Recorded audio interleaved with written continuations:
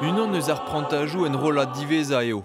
Emañ skipail kan ar bed en dro da Arno e legouet a Joris Inadias o vont da ouspenn mouechou war unan eus trizek ton ar bladen, kan broad el Su-Afrika. Ron on doa ober un rabenag en dro d'ar brizounek da genta evit ar vugale. Tamm ar actrice neus chachet un tammik a deuet da veza sounerez evit an ol. Et pet genta on doa songer die eviche ur piano hag ur gitar, ben a fin ez eus la seni sinfoniek hag ouspenn kanden o deus kemeret perzh ar actrice.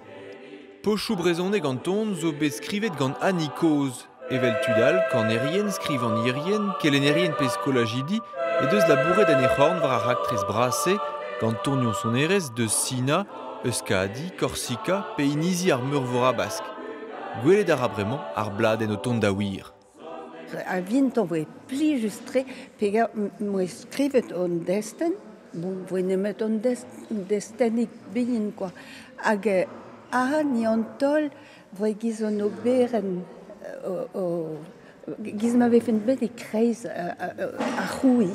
An oberen a gemere ur stum all, quoi, gant mouechou a